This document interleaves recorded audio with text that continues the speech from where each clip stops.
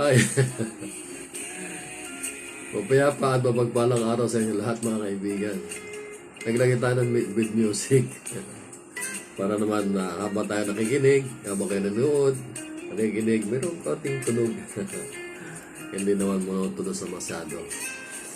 Itong ating music dito, Jesus is coming, Maranatha. Maranatha. Jesus come. Come, Jesus come. Maranatha.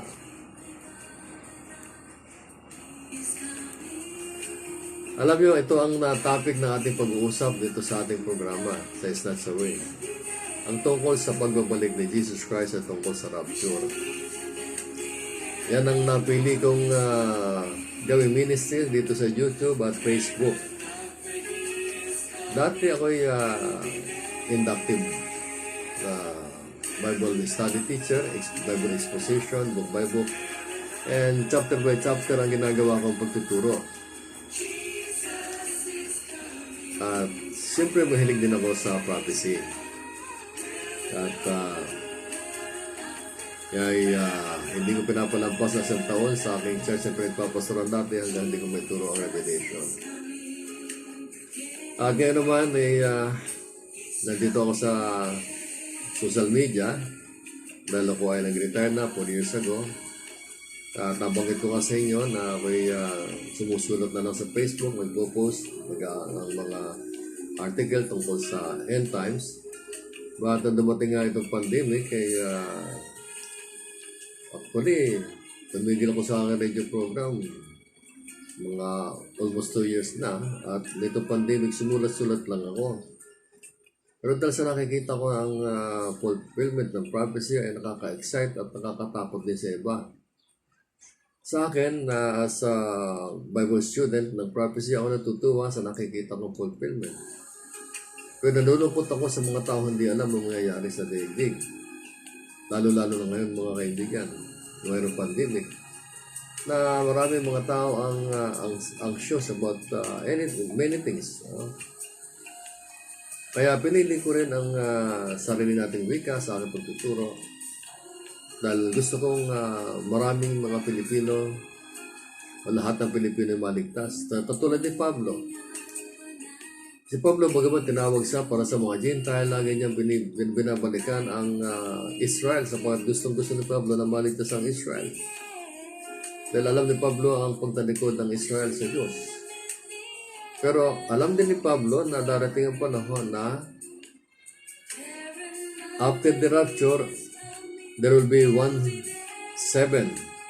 years na the last 7 sa prophecy ni Daniel 9:27 na may huling 7 taon ng Diyos na babalikan ng Israel upang iligtas. Upang disiplinahan at iligtas. At ang mga hintil naman na maiiwan ay may maliligtas din. Marami din maliligtas yung tinatawag na tribulation saints, kaya nga lang ay sa pamagitan ng pagpugot ng liig. So, masakit. Kaya, yung pag-aaral ng prophecy, sabi ko nakaraan, hindi ko natutuwa na marami motay. So, last time, ang ating pinag-aralan ay tungkol sa wars and rumors of wars. At nung last recording ko, ay yung tungkol sa Gog and Magog war. Ito yung Russian Confederacy or Russian Alliance against Israel na ipapakilala ng Diyos sa Israel at sa Russia, sa communists and Muslims na sa ang Diyos ng lahat. Hindi lang Diyos ng Israel. Siya si Elohim, ang Diyos ng lahat, ang lumikha ng lahat ng bagay. So, ang Diyos ay pag-ibig, pero ang Diyos ay isa ring hukom. God is fair. Kaya nga kung pag-aaralan natin ang scripture, parang talagang nakakatakot, ha?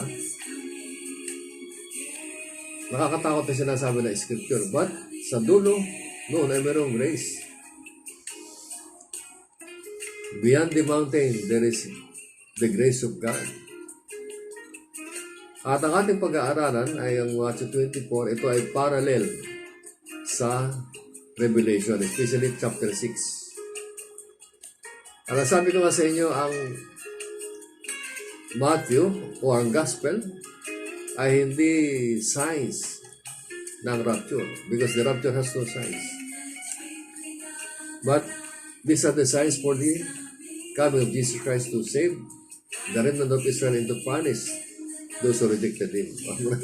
Sabi naman pala kanina, kailangan sa sarili wika, napapa-English ako. Sorry napapa-English eh.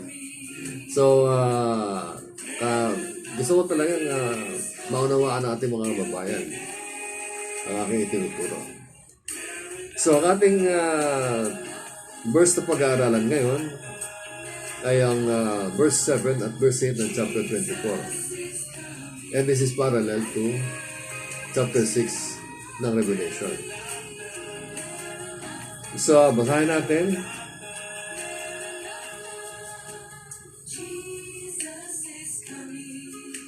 Verse 7, for nation will rise against nation, and kingdom against kingdom, and there will be famines, pestilences, and earthquakes in various places. All these are the beginning of birth pains. Ito ang tugon ni Jesus Christ sa kanyang mga alagad nung siya'y tanungin tungkol sa kanyang pagbabalik at katapusan ng panahon. Inihalintulad ni Jesus Christ ang panahon ng kanyang pagbabalik ay katulad ng isang babaeng buntis na mga anak. Alam niyo ang buntis na malapit ng mga anak, ang kanyang tiyan ay sumasakit at madalas na sumasakit at habang malalapit ng isilang ang sanggot, palimit ng palimit ang sakit ng kanyang tiyan at giginhawa lamang sa pagka nailuwal ng bata. So itong ating kapanahon na ngayon, pasakit ng pasakit ang nararamdaman ng daigdig. At pag dumating na si Jesus Christ, magiging maginhawa ang daigdig na ito sapagkat itatayo ni Jesus Christ ang kanyang millennial kingdom for 1,000 years. Na it is a government of righteousness. Hindi katulad ngayon. Our government is governed by Satan. Si Satanas ang naghari sa daigdig na ito. So ang mga palatandaan, wars, nation against nation. Nung tayo mag-aaral last week, there are dozens,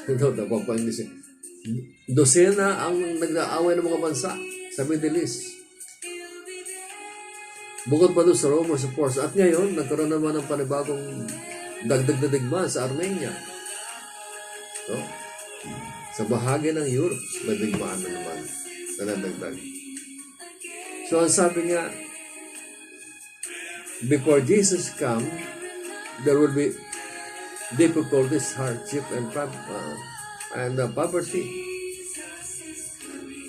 So itong mararanasan ng daigdig na pasakit ng tiyan, kumbaga sa babaeng mga anak, kaya ang daigdig na to is a sinking. We are sinking now. Unti-unti lumulubog, deteriorating, disintegrating. At yan nakikita ninyo.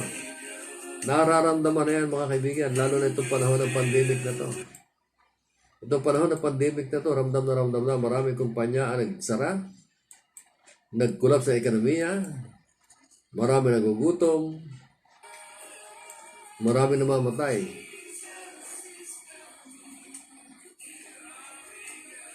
Kita, di ba? Mga kaibigan, nakakalungkot. Lalo kung mahal natin sa buhay ang magiging involved.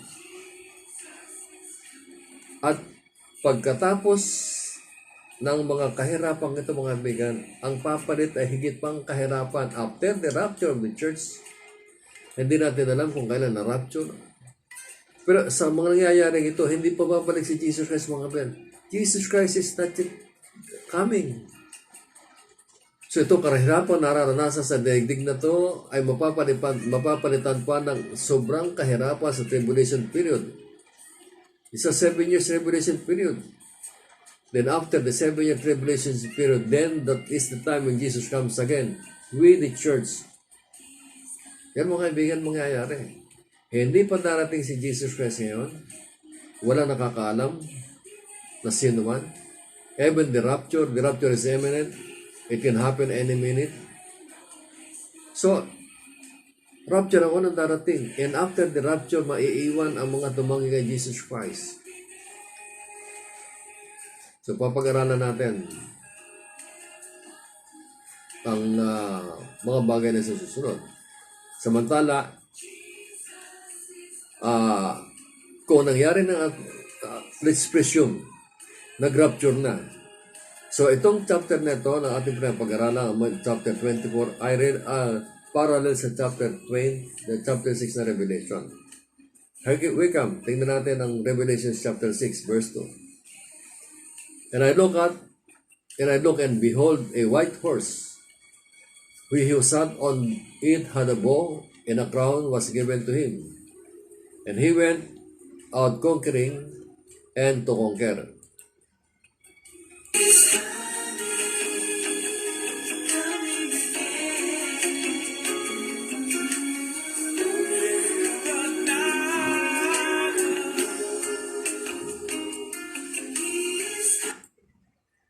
Madalas napapagkamalan yung sakay sa kabayang puti ay si Jesus Christ. Yes, darating si Jesus Christ, sakay din siya sa kabayang puti. Pero itong kabayang puting ito, ang nakasakay ay si Antichrist. Si Antichrist ay merong bow, pero walang araw.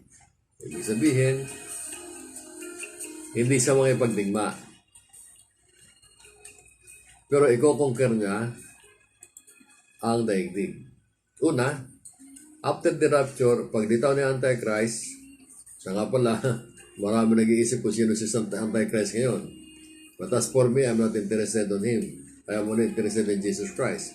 Ngayon, after the rapture, lilitaw siya kasi nga nagkaroon ng chaos, kaguluhan, yung aftermath ng rapture, may earthquake, sari-sari, lalo na ang iniisip ng mga eskulat, mukha ito simultaneous sa gagawin magagwar. So, wasak na wasak. Ang Israel naman takot na takot, gulat na gulat. Sino ba talaga magbigyan kapangyarihan sa kanila?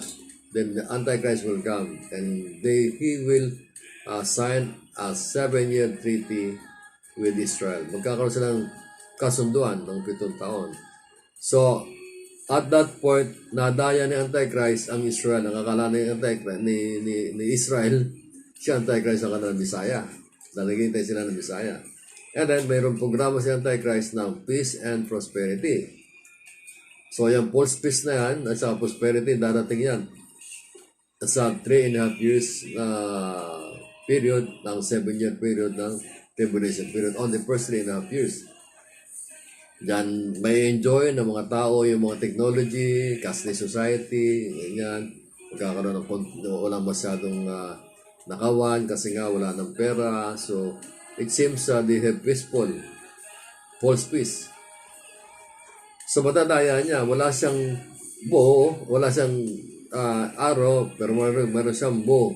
So, ibig sabihin, talagang charismatic siya, magaling siyang magsalita, eloquent siya, nakumbinsi niya Israel at ang mga nag-aaway ng digmaan sa digdig, basta magkakaaway, magagawa niyang pagkasundin. Pero hindi magtatagal ang kasunduan. So pag ito, umpisahin din niya ang digmaan. So ito yung first four, ito yung 4 horses sa Revelation. After the rapture, mangyayari yan. Second, verse 3 and 4 ng chapter 6 ng Revelation. When the Lamb opened the second seal, I heard the second living creature say, "Come." So nagsasalita po dito si John the Beloved na sumulat. Samantalang ang nagtatanggal naman ng seal ay wala iba kundi si Jesus Christ. Kapag napag-aralan natin ang Revelation, malalaman natin ang pangyayari sa buong Revelation. But here is the part na si Jesus Christ ang nagtatanggal ng seal. Then another horse came out, a fiery red one, and its rider was given power to take peace from the earth and to make men slay each other. To him was given a large sword. So, after the peace, naramdaman nila, nagkaroon sila ng konting kapayapaan, here it comes. Pakakawalan ngayon ni Jesus Christ ang kabayong pula upang magkaroon sila ng gera. Remember, si Jesus Christ po ang nagsabi nito kay John. At si Jesus Christ ang nagpapakawala ng kabayong pula. Na ang ibig sabihin, gera. Bago umpisa na ang gera na naman hanggang sa gera ng Alma. Wala na po katapos ang gera yan sa Revelation. Walang katapusan ng kamatayan ng taong darating. Puro talagang malupit na mangyayari. Sapagkat ang Revelation, ang tribulation period, ito ang panahon na binubus ng Diyos ang kanyang puot. Kung hindi magra-rapture, hindi magagawa ng Diyos na ibuhos ang kanyang puot sa mundo. Puot. Di ba alam natin ang Diyos ay pag-ibig? Pero bakit meron sa puot? Because God is judge. That is the other side of God, mga kaibigan. So magkakaroon ng gera at ano ang mangyayari? After the war, mga kaibigan, kung sa ngayon sa Jesus Christ, ang palatandaan ng kanyang pagbabalik ay ang magkakaroon ng famine. Famine. So sa Matthew chapter 7, verse 7, famines. Gutom. Ngayon mga kaibigan, marami na tao nagugutom. Bukod sa mga nagugutom noon, sa malnutrition, dahil sa drought, dahil sa mga bansa na lubog sa utang, mga bansang ang inaatubag ay paggagawa ng mga armas kaysa halip na paunlarin ang kanilang agrikultura. Mga armas. Katulad yan ng Iran ngayon. Sa akala natin ang Iran ay makapangyarihan pa. Yes, nakita natin ang akala natin mayaman pa ang Iran dahil mayroon silang hindi na. Nakikita natin ang display ng Iran ng kanilang mga armas pero ang mga tao nila nagugutom na. Dahil sa sanction ginawa sa kanilang Amerika. Ganun ang Turkey. Ang bababa ng pera ng Iran, ang baba na ng pera ng Turkey. Ang Venezuela, ganun din. So, may mga armas sila, pero wala silang makain. Alam niyo ba, exchange rate ngayon ng dollar sa Iran is $3,000 for 3,000 real for a dollar. Ganun sa Turkey. So ngayon marami nagugutom yung drought na nangyari sa South Africa, sa Middle East, low cost na yan, yung mga low cost, mga balang, pinisala ang agrikultura. Dito sa ating bansa sa Pilipinas, gano'ng karami nagugutom. Lalo na dumating itong pandemic na to. Marami umaasa sa SAP. Pero ilan lang yun. Pag-usapan din natin yung SAP na yan. Maraming kumpanya nagsara. Maraming di bang pagtrabaho. Hirap. Gutom. Sa akala nyo ba makakaahon pa mga bansa sa utang ngayon? Wala nang bansa makakaahon sa utang ngayon. Ito yung palubog ng palubog. Kaya nga, marami dyan mga prosperity teachers, prosperity gospel. Ngayon, anong nangyari? Prosperous pa ba sila? Now, but remember this, Jesus Christ is faithful to His followers. Ako, follower ni Jesus Christ. Hindi ako prosperous, but hindi ako magugutom. And I will never be. Because God is faithful to His promises, to His servants. God promised, I will supply all your needs. So, lahat na needs ko ay provided ng Panginoon. Ever since na naglingkod ako sana. Pero, sa ngayon, nasa yung mga prosperity doctrine na yan. Yes, binabanggit ko na kayo. Sapat, akala nyo, lagi yung positive. Anong nangyayari sa mundo? Hindi na positive, negative na. Negative na nangyayari. Ang positive lamang ay na kay Jesus Christ, mga kaibigan. Yes, marami pa rin mga kumpanya, may mga tao umuulad, nakita natin may mga constructions, ng mga building pa rin, pero kukunti na lang. Gano'ng karaming umuulad niyan at gano'ng karaming kahirapan. Hindi pwedeng hindi mangyari ang sinasabi ng Diyos na magkakaroon ng gutom. At alam ba mangyayari sa Revelation? Nang bigat mga kaibigan. Kaya nga, habang ako nag-aaral ng prophecy, habang nag-aaral ko Revelation, nakakabigat ng kalooban. So verse 5 and 6 ng Revelation chapter 6. When the Lamb opened, when Jesus Christ opened the third seal, I heard the third living creature come. I looked, and there before me was a black horse. Each rider was holding a pair of scales in his hand. So may timbangan, lumabas yung black horse. Then I heard what sounded like a voice among the four living creatures saying, a quart of wheat for a day's wages, and 3 quarts of barley for a day's of wages, and do not damage the oil and the wine. Nung bata pa ako mga kaibigan, ang gisintimos ko ay kayamanan ko na.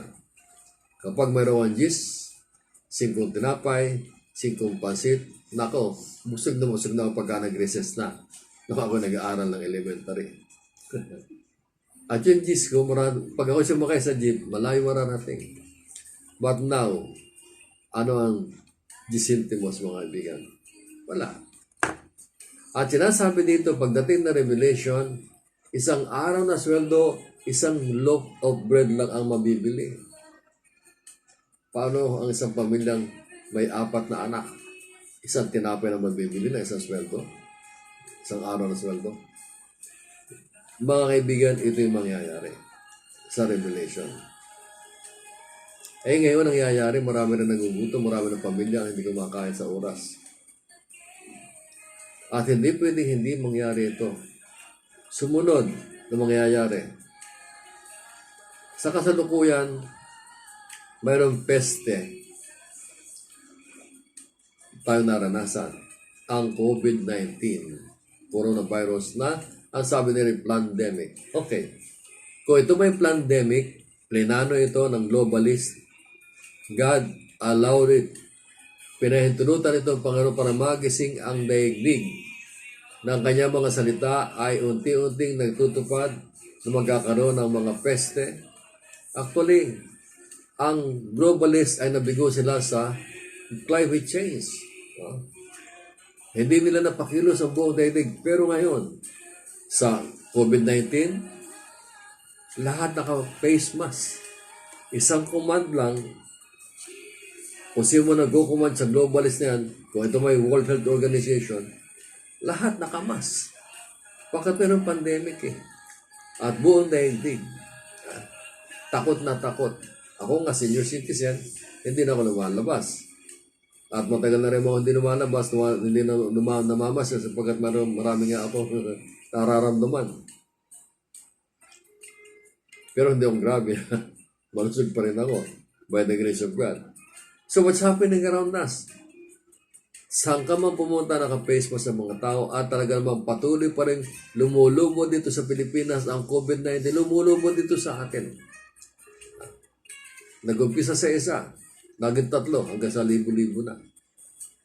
Sa ibang bansa, patuloy pa rin. Mayroong mga bansa nagpa-platin na, pero mga bansang tutuloy pa rin. So, these are warnings. So, verse 8, sabi dito, so I look and behold a pale horse, and the name of him who sat on it was Death, and Hades followed with him. And power was given to them over 1/4 of the earth to kill with sword, with hunger, with the death by the beast, and of the earth. 1/4 of the earth. Alam niyo ba ilang billion tayo ngayon mga kaibigan? More than 7 billion ang ating population. And 1/4 of that, kulang-kulang 3 billion ang mamamatay sa gutom, sa peste na darating. Itong pale horse. Ang ibig sabihin ng pale horse is death. Kasama na dito ang catastrophe. Marami mamamatay sa Revelation mga kaibigan. Yung 7-year tribulation period, marami ang mamamatay na billion. At sana ang ating mga mahal sa buhay hindi makasama doon. Kaya nga, pag pinag-aralan mo, yung Revelation, talagang puro patay, puro peste. Catastrophe, hindi na ito talagang maaawat sapagat ang Diyos na ang kumikilos dito. Hindi katulad ngayong panahon ito mga kaibigan. Bagaman may COVID, bagaman may mga karamdaman, may gutom, ang pag-ibig ng Diyos ay nag-uumapaw pa rin sa atin sa panahon ito. Ang biyaya ng Diyos ay nag-uumapaw pa rin sa panahon ito. Sin abounds, grace abounds sa panahon ito. Pero pagdating na Revelation, mga kaibigan, no more grace. Condemnation na ang mararamdaman mula sa Diyos. Kaya nga, I try to do this program for us to be aware of the things that will happen in the future. Para naman we can save ourselves through by believing in Jesus Christ, finished work at the cross. Mga kaibigan, kaya nga ako, sa kabila ng aking mga nararanasan sa buhay, I tried myself, kaya nga weekly pa lang ang mga pag-program. Hindi ako madalas nakapag-program. Hindi madalas nakapag-re-record. Pag nakikita ko ang mangyayari sa daigdig, I'm not predicting, mga kaibigan. Walang prediction dito. Ang nakita ko dito, ang sinasabi ng Scripture, sapagkat ang sinabi ng Diyos ay kanyang ginagawa. Wala dito hula-hula, mga kaibigan. Wala dito abra-kadabra sa pagtuturo ko. Kung ano sinasabi ng Scripture, mangyayari. Because the Word of God is sanctified. What God said, He means it.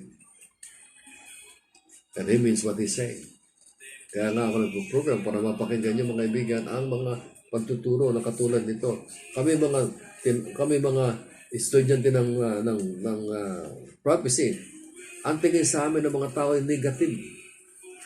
Ang tingin sa amin ng mga tao ay doomsayers. We're not popular, but we are sincere. We are sincere to what we are doing. Kaya tingnan nyo sa inyong YouTube, sa inyong Facebook, ilan ang tuturo ng prophecy. Marami dyan mga false prophet, they are for profit. Marami mga libro binibenta. Maraming offering na hinihingi. Since I serve the Lord Jesus Christ, hindi ako umasa sa tao. God provided all my needs until now. Kaya ito, nalulungkot ako, mga kaibigan, sa mangyayari sa daigdig na ito. Kapag hindi kayo kumilos, andyan na ang pandemic. Marami pang darating, mga kaibigan. Hindi ako nanghuhula. Sinasabi ko na sa iyo ang sinasabi ng Biblia. Marami pang darating. Ang lindol, sumunod. And various places, sabi sa Matthew 7, verse 7, chapter 24. And various places, alam nyo, ang lindol, malimit ng palimit. Ang nangyari lindol sa atin sa Pilipinas, ang pinamalaki yung sa Pinatubo. Yung lindol, hindi pala sa Pinatubo, pagsabog pala ng bulkan. Yung nangyari sa Baguio, sa Nueva Ecija, yung lindol na yun, pinakamalaki sa Pilipinas. At marami man lindol na nangyari dito sa atin sa Pilipinas, ang dami. Anong epekto? Ngayon, mayroong mga drill tayo dyan sa Metro Manila. Salamat, wala na ako sa Metro Manila. Hindi ako nakakaranas ng baha. Ang Ondoy, grabe, di ba? Paggrabe ng paggrabe pa. Ay, kung ako taga-Pasig pa, di kami inabot ng Ondoy noon. Kaya maganda rin nang ako napapunta ng probinsya, hindi ko nakakaranas ng baha. Pero sa Metro Manila, yung bahay ko sa Maynila, tama-tama naman, yung sa Pasig, 4th line yung aming bahay. Sapul na sapul kami doon. Pag naglindol. Yung nabenta, wala na kami doon. Wala ang problema. Hindi kakamakaba. So mga tao kakamakaba eh. Kaya ganyan ang buhay sa mundo. Nang wala kay Kristo, kakaba-kaba. Ang uncertain. Lalo na pag napakinggan nyo ang ganitong pagtuturan mga Bible student na prophecy. Wala kami sinasabi maganda. Wala kami sinasabi magandang darating sa mundo, kundi ang pagtanggap kay Kristo ang pinakamagandang mangyayari sa buhay nyo. We do not prophesy prosperity sapagkat walang sinasabi ng Bible tungkol sa prosperity. Ang pangako ni Jesus Christ, I will supply all your needs. At ang pangako ni Jesus Christ sa kanyang believers is the rapture of the church that means it all. Ang lindol, kung meron lamang kayong yung mga wala tayong international news sa TV. Hindi natin mabalita ang mga lindol sa iba't ibang panig ng mundo, but sa ibang bansa, meron sa balita sa lindol araw-araw. At pagputok ng bulkan. Kaya makikita niyo yan sa YouTube. Yung ibang balita. So, ganun mga kaibigan. Kaya nga, mabigat din sa kalooban namin magturo ng pangit ang darating sa daigdig eh. At talaga pangit ang darating sa daigdig mga kaibigan. Because God specifically tells that trouble will come. And worst thing will happen before Jesus Christ comes. Kaya ang title ng aking program ngayon, dito ang ating topic is War and Difficulties Come Before Jesus Return. Pero mangyayari disaster, catastrophe, katakot-takot na mga kamatayan na naghihintay sa tao sa mundo.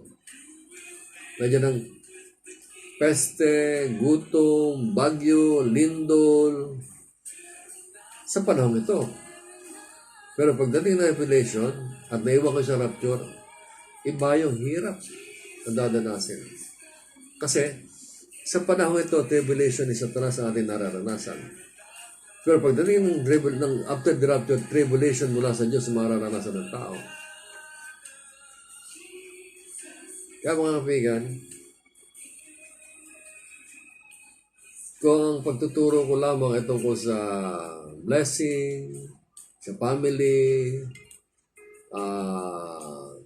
business, kasi anything under the sun, makikita mo sa Bible eh. You can select any topic from the Bible, anything under the sun. Pwede po nga sabihin walang Diyos eh. Sa Bible, pwede sabihin mo walang Diyos. Para sa mga baliw. You can talk anything under the sun. You can get any topic from the Bible. Why I choose prophecy? Because I care. Na kung walang, sabi nga ni Ezekiel, yung mga watchman, yan. Yung mga watchman ay dapat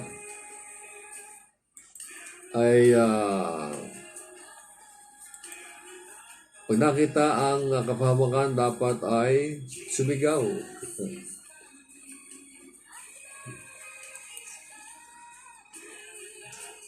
Sapagkat ang watchman ay siyang mapaparusahan dahil sa kanyang pinagkatiwalaan. Hindi ko sinasabi kami pinagkatiwalaan ng Diyos. Hindi ko sinasabi kami pinagkatiwalaan ng Diyos. Kundi kami naniniwala at nananampalataya sa Diyos na kami ay may uning. Yan. Pero hindi naman kami kinausap ng Diyos na, "Uy, Alec, ito ang gagawin mo." Ganyan. Sasabihin mo yan. Well, by faith lang po ito. So it is by faith. I believe that God called me to do this, so ginagawa ko for the sake na ang mga tao ay magkaroon ng kalayaan mula sa kasalanan. Ang problema po natin kasalanan eh. Yan nagpapalungkot sa tao, ang kasalanan. Ang kalungkutan ng tao ay kasalanan. Yan ang dahilan kung bakit ang tao nagiging malungkot dahil sa kasalanan. Yan ay bunga ng ginawa ni Adan at ni Eva. Yan ang dahilan. Pero sa panahon ito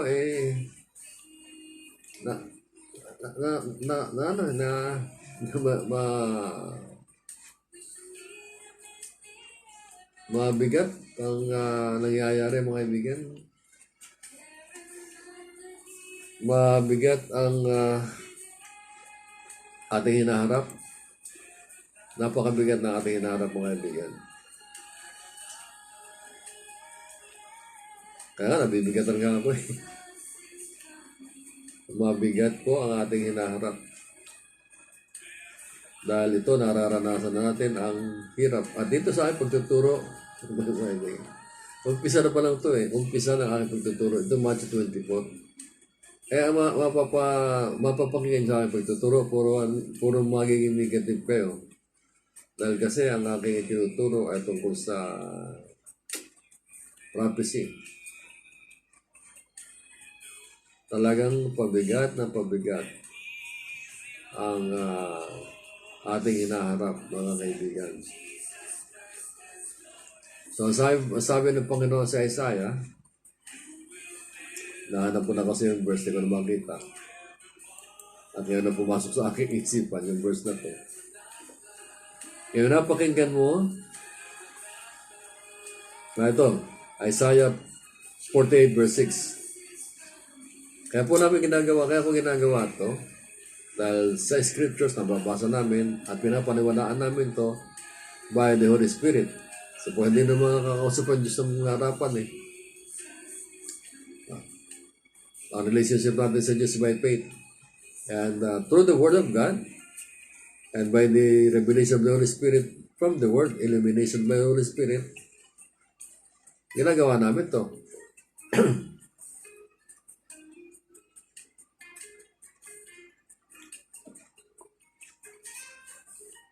Dahil mga tunay na lingkod ng Diyos naman, hindi naging mayayaman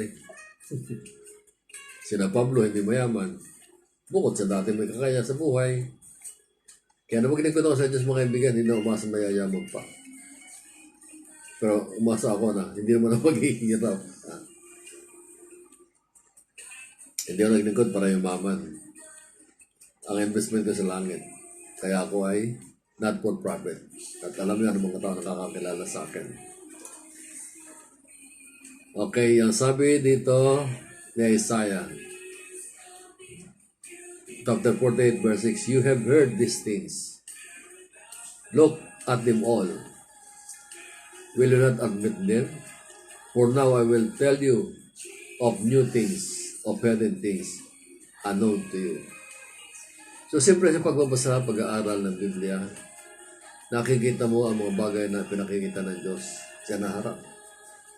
So, the work of the Holy Spirit is to tell us something about the future. So, kung hindi ako nag-aaral ng Biblia, hindi ko inunawa, mayroon ba akong lakas ng loob magturo tungkol dito? Ang pangit na itinuturo ko, puro kamatayan na darating. Prophecy is the culmination of all the prophecies of the Bible, Old Testament prophecy and the New Testament prophecy. And when Jesus Christ is telling this, that hardship and difficulties will come. Mag-i-enjoy ka ba manood? Makinig? Negative mapapangin mo. But I tell you, you have to decide to become positive. You must receive Jesus Christ as your Lord and Savior to become your positive life. Your life become positive. Okay. So, magiging positibo ang ating buhay. Magiging positibo ang ating pananaw sa buhay kung tayo na kay Jesus Christ. Kung ikaw wala kay Jesus Christ, pwede magkaroon ka ng positive mental attitude na tinuturo ni Napoleon Hill, ni Simon Freud, na mga magagaling na philosophers, mga psychologists, positive mental attitude. Okay. Pero habang wala ka kay Jesus Christ, your life will never become positive. Lagi kang negative. You will be living in fear and doubts. Kaya, if you're listening to me now, I'll give you ATM. Bibigyan ka ng ATM for your eternal life. Kung ikaw magde-deposit sa bangko, bibigyan ka ng ATM. And then when you go to ATM machine, pag saksak mo na yung ATM card, lalabas sa'yo, pera.